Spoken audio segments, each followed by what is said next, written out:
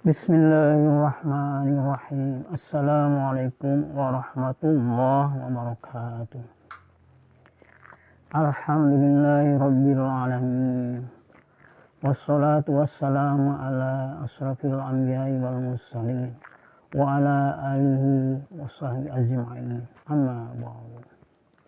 Subhanaka la ilma lana illa ma 'allamtana innaka antal alimul hakim. Rabbi sadri wa yassir li amri wahlul 'uqdatam min lisani yafqahu qawli.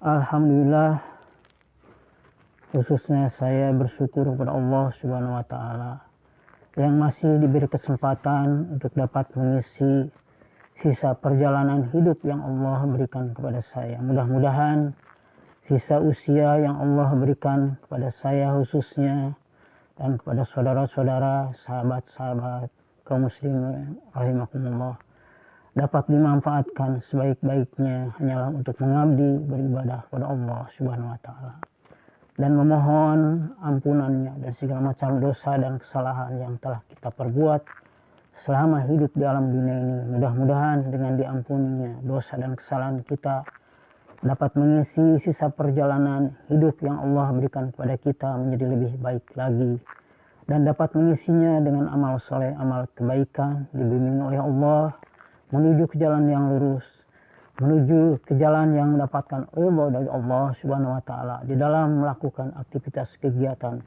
beribadah selama hidup di alam dunia ini. Dan memohon kepada Allah tatkala jatah usia kita habis hidup di alam dunia ini, Allah wafatkan dalam keadaan husnul khatimah sehingga tatkala dibaringkan di alam kubur nanti terbebas dari azab siksa kubur, azab siksa api neraka, dimasukkan ke dalam kenikmatan surganya Allah. Amin ya rabbal alamin. Salawat serta salam marilah kita limpah curahkan pada junjungan panutan alam kami Nabi Muhammad sallallahu alaihi wasallam. Saudara-saudara, sahabat-sahabat kaum muslimin rahimakumullah, dalam menghadapi situasi dan kondisi keadaan di negeri tempat kita berpijak saat ini, telah terjadi berbagai macam permasalahan-permasalahan. Taubahnya seperti benang kusut. Marilah kita urai satu persatu permasalahan yang timbul itu dengan kejujuran masing-masing yang membuat masalah di negeri ini. Karena kalau kita mau mengurai akar permasalahan yang timbul tidak dibarengi dengan kejujuran, tidaklah akan menyelesaikan masalah, malah akan menambah masalah baru. Selain kejujuran yang harus ditegakkan, ada yang menjadi prioritas utama, yaitu pendekatan kepada Allah Subhanahu wa taala yang Maha mengetahui permasalahan yang diperbuat oleh makhluk ciptaannya. Kita ambil contoh, telah terjadi berbagai macam peristiwa. Ada orang yang melakukan bunuh diri dan ada orang yang dibunuh. Orang yang melakukan bunuh diri itu merupakan akibat dalam mengatasi permasalahannya, itu tidak mendapatkan jalan keluar karena tersumbat oleh permasalahan yang telah dilakukannya, yang pada kenyataannya pikirannya pun menjadi sempit dan putus asa, yang pada akhirnya mengambil jalan pintas dengan bunuh diri. Pada kesempatan ini saya ingin mengingatkan kepada semua sesama umat manusia, kalau melihat orang yang sedang mendapatkan masalah di lingkungan keluarga, tetangga, teman, sahabat, bantulah semampu kita untuk mengatasi permasalahannya. Jangan sampai dibiarkan, tidak ada kepedulian untuk menolongnya. Kalau hal ini terus-menerus dilakukan oleh umat manusia, tidak ada kepedulian untuk menolong kepada sesama umat manusia yang mendapatkan masalah, maka yang terjadi sifat masa bodoh, hanya mengurus dirinya sendiri, membiarkan orang lain susah terus-menerus, tidak mau membantu. Malah kalau kedatangan orang yang susah, mendatangi orang yang berkecukupan, bukannya dibantu, malah ditolak dalam kehadirannya. Hal ini pula lah yang harus dibenahi oleh orang-orang yang mengaku muslim, beriman kepada Allah Subhanahu wa taala. Wabil khusus kepada orang yang berkecukupan dalam hidupnya untuk menolong kepada orang yang bermasalah dalam kehidupannya, untuk dibantu agar tidak sampai tenggelam dalam permasalahan yang dihadapinya. Sebagaimana difirmankan oleh Allah di dalam Al-Quran surat Al-Baqarah, surat Al-Maidah ayat kedua. A'udzu billahi minasyaitonir rajim. Bismillahirrahmanirrahim. Wa ta'awanu 'alal birri wat taqwa wa la ta'awanu 'alal itsmi wal 'udwan. Shadaqallahul 'azim. Tolong menolong dalam kebaikan dan takwa, dan janganlah kalian tolong menolong dalam hal dosa dan permusuhan. Dalam kehidupan sehari-hari pasti setiap orang mempunyai hajat atau kebutuhan hidup yang sudah barang tentu dalam memenuhi kebutuhan tersebut tidak bisa dilakukan sendiri tanpa campur tangan orang lain. Begitupun kita semua ini tak lepas dari membutuhkan peran serta orang lain.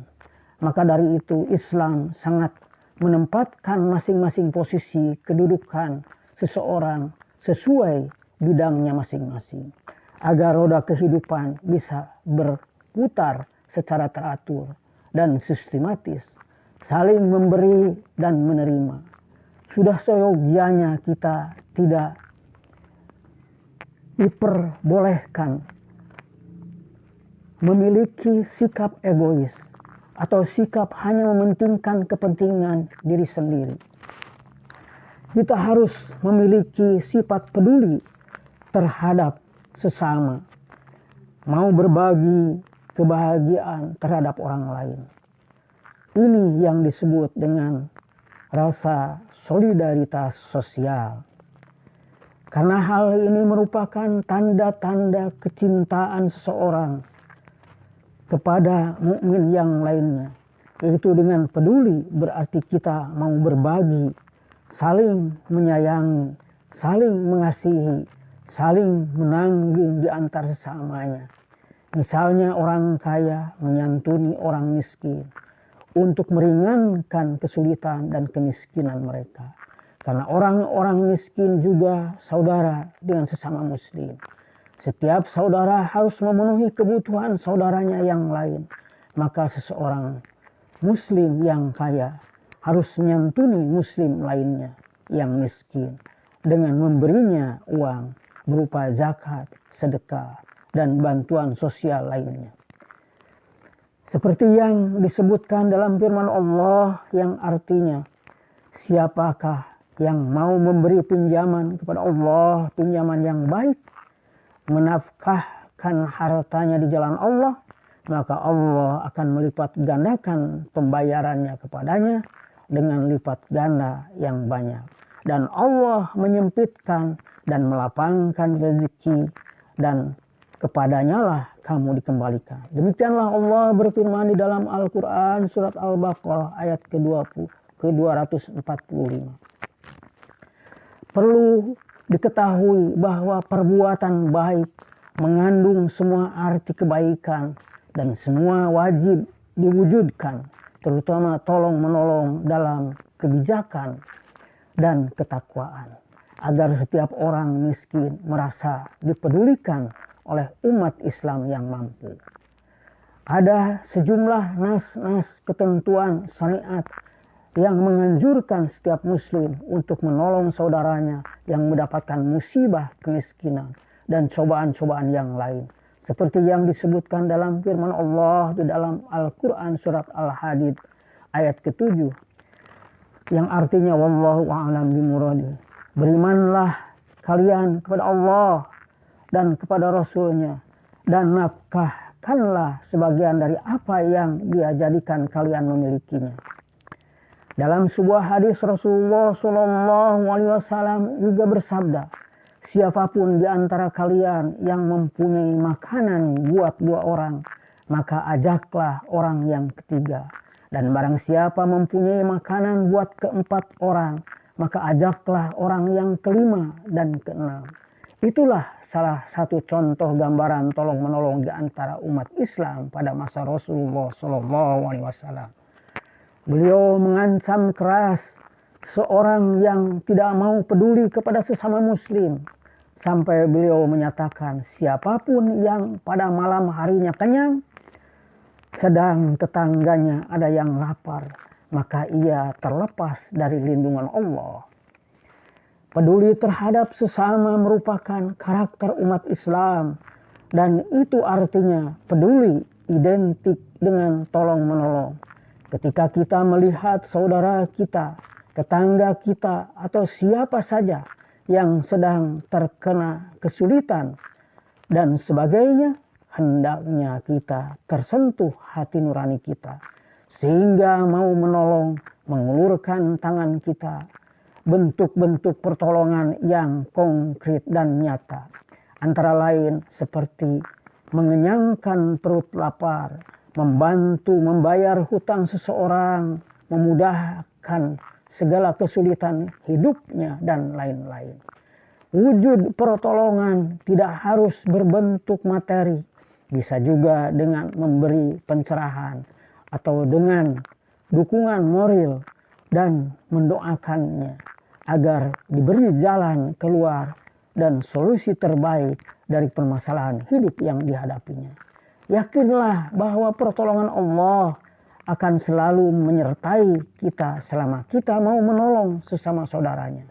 Sebagaimana dijelaskan dalam hadis, wallahu fi auni abdihi ma kana al-abdu fi auni akhi, yang artinya Allah senantiasa akan menolong hambanya selama hambanya itu mau menolong saudaranya. Jadi jelas sekali bahwa pertolongan Allah sebanding lurus dengan pertolongan hambanya terhadap sesamanya. Jadi jelas sekali bahwa pertolongan Allah berbanding lurus dengan pertolongan hambanya terhadap sesamanya. Saudara-saudara,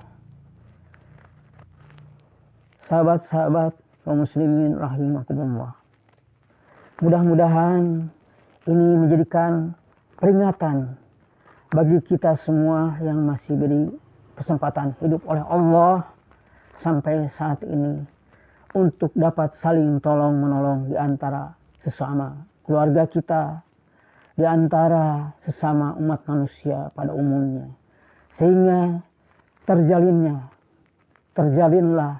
hubungan baik di antara sesama kita.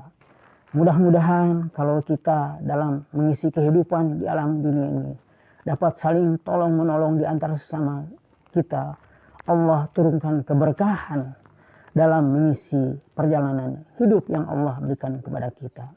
Itu saja mungkin yang dapat saya sampaikan, kurang lebihnya mohon dimaafkan. Subhanakallahumma wa bihamdika asyhadu an la ilaha illa anta astaghfiruka wa atubu ilaik. Wabillahi taufiq wal hidayah. Wassalamualaikum warahmatullahi wabarakatuh.